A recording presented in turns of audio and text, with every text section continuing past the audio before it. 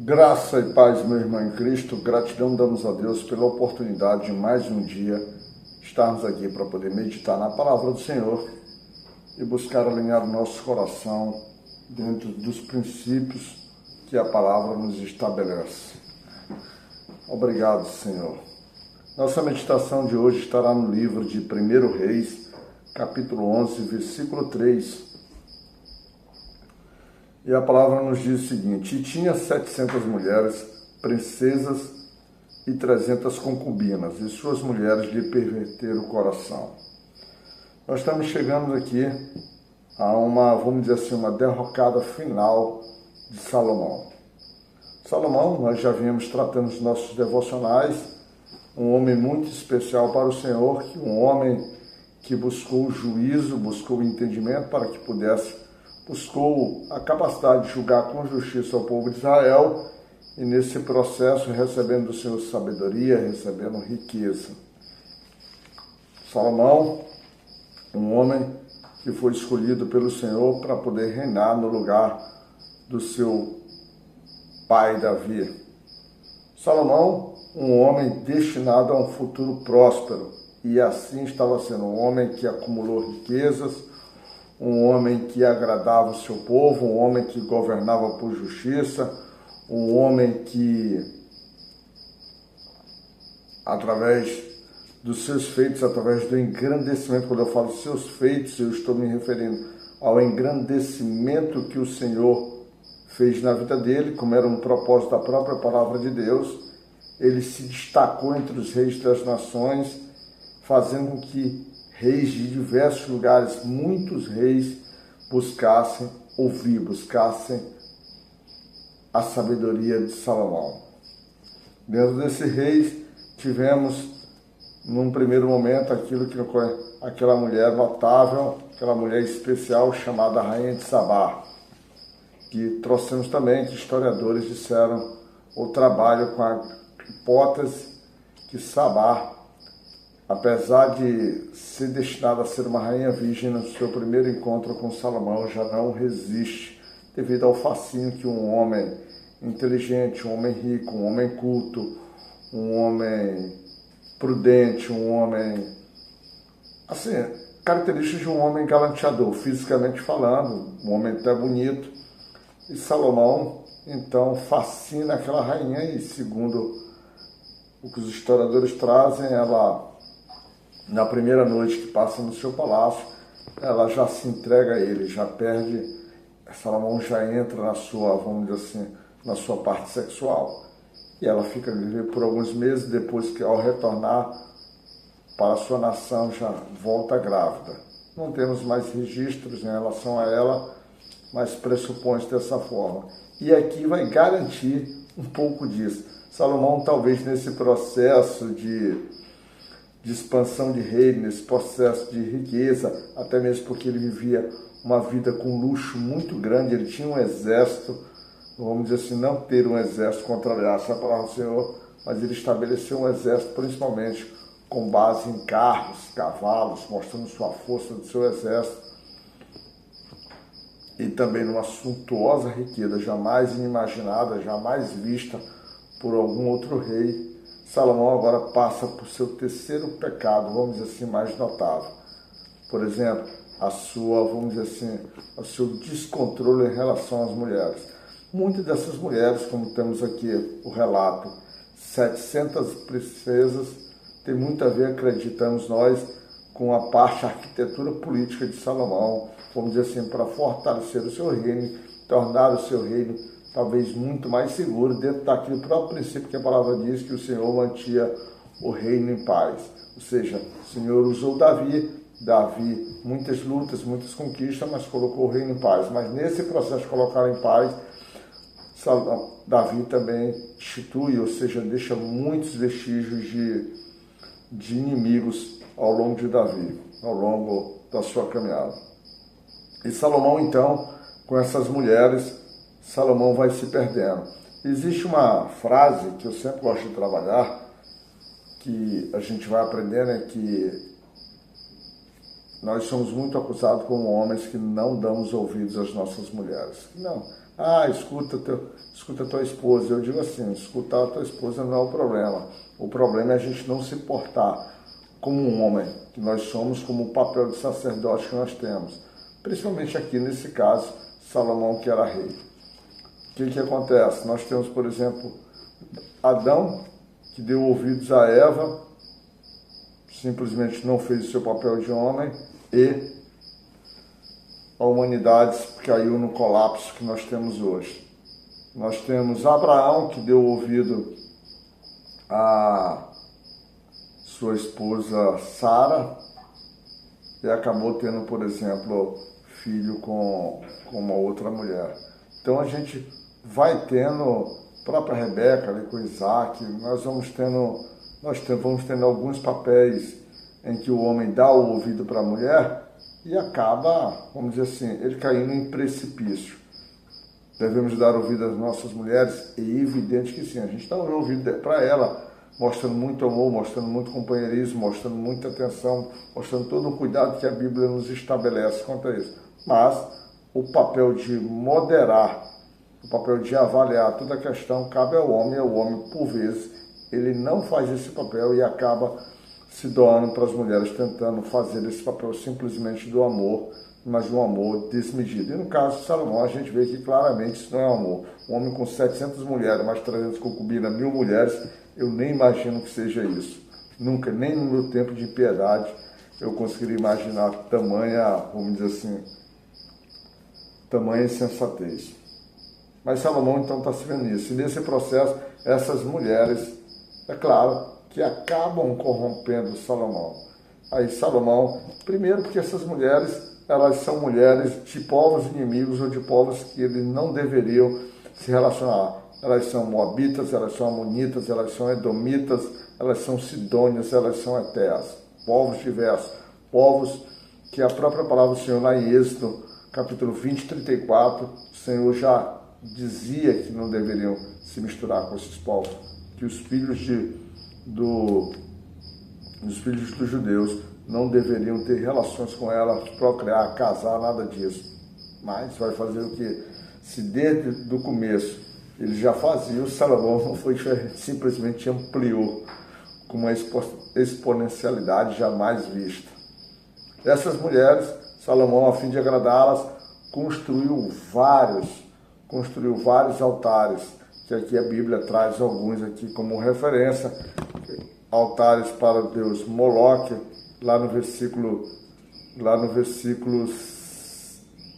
7, ele diz assim: então edificou Salomão um alto a Quemos, a abominação dos Moabitas, sobre o monte que está diante de Jerusalém, e a Moloque, a abominação dos filhos de Amon. Mas não parou por aí, ele fez isso, mas fez praticamente para todas as outras mulheres, ele foi estabelecendo isso, ou seja, Salomão se perde de idolatria. No final de tudo isso, o que nós temos?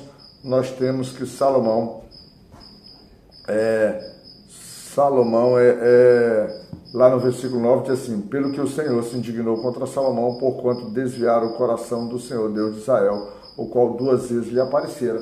Porque nesse processo, nessa falta de controle, nessa falta de sabedoria para um homem sábio, ou seja, um homem sábio, um homem que a sua carnalidade estava extremamente alimentada, fez com que a sua sabedoria se perdesse. Um homem sábio se perder nos caminhos da perversão. Seu coração foi pervertido e o Senhor se indigna.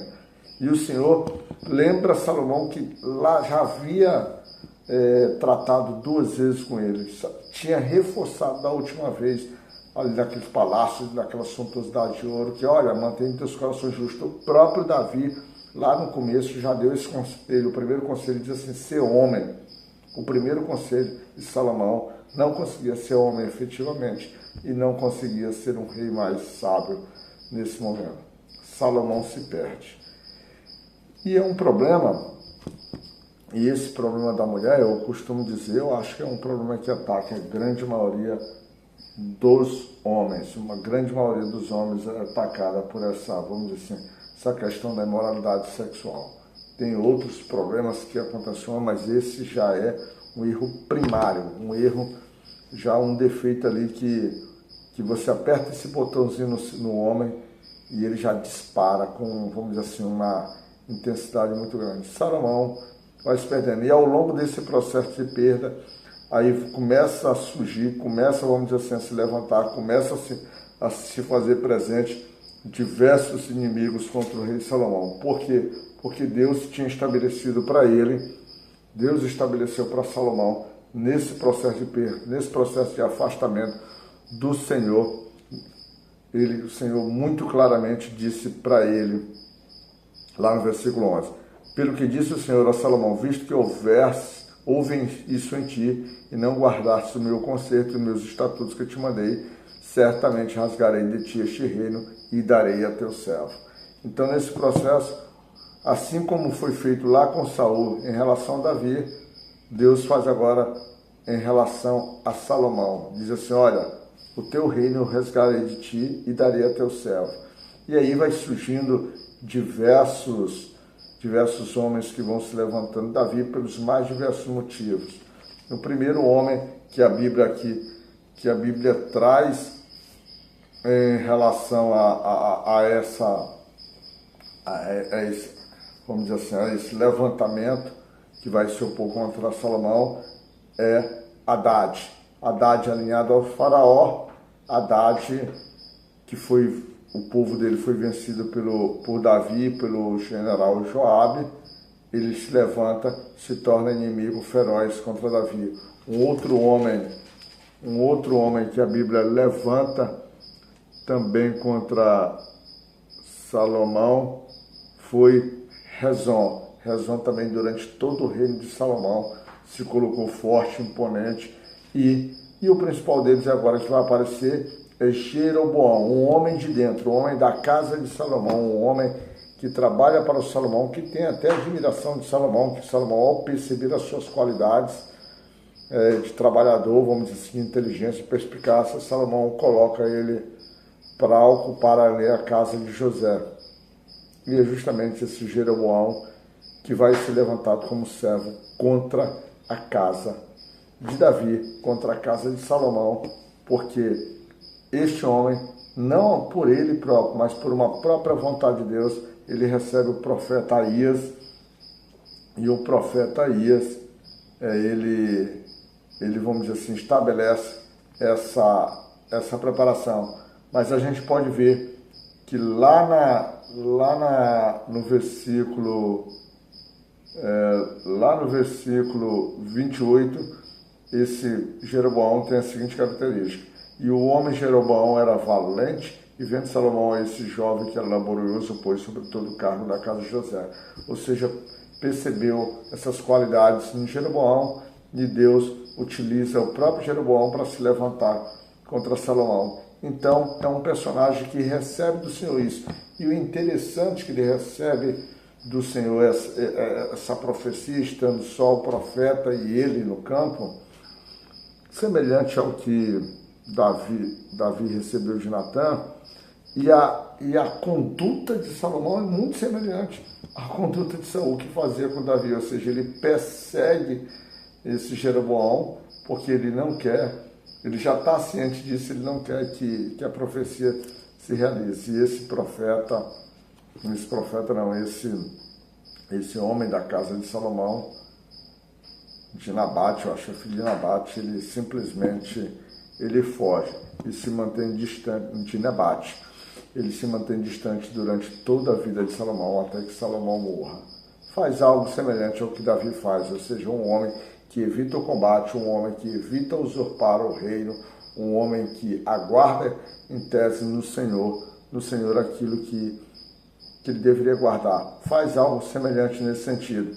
E para que nós não tenhamos clareza, achando que tudo aquilo que se levanta contra a gente é simplesmente o inimigo, porque a gente não entende. Lá no versículo 38, há uma clareza muito grande quando o profeta, quando ele recebe do Senhor, ele diz assim, o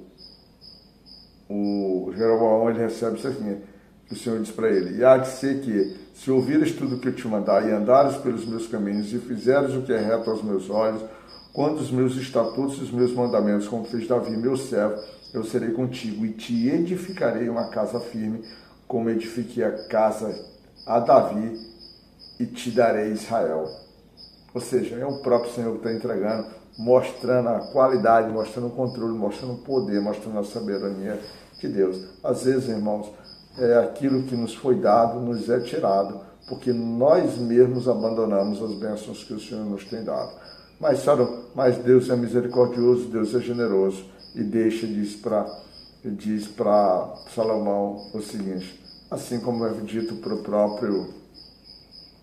o profeta, diz para o próprio Jeroboão: te darei as tribos de Israel, mas uma delas permanecerá, que é a casa de Jerusalém, permanecerá sobre a posse dos descendentes de Davi, porque é vontade minha, a vontade do Senhor. O Senhor poderia ter dado todo o reino.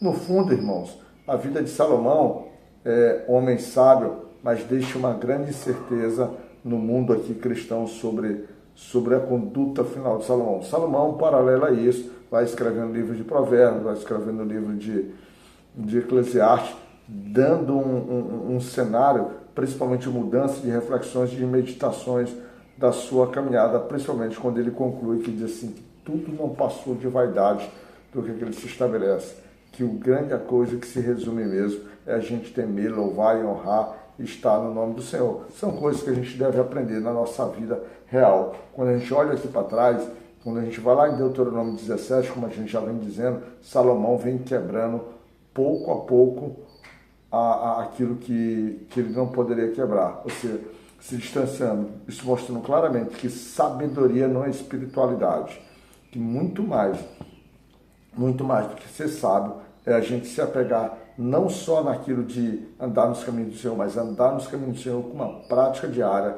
com uma devoção diária, com uma ligação de corpo, mente e alma no Senhor. Ou seja, é viver para o Senhor, estar na casa do Senhor, viver para o Senhor, para poder receber as suas bênçãos, conforme foi dito a Davi, conforme foi dito a Salomão, conforme é dito aqui a Jeroboão nesse caso, é uma dedicação íntima, exclusiva e verdadeira.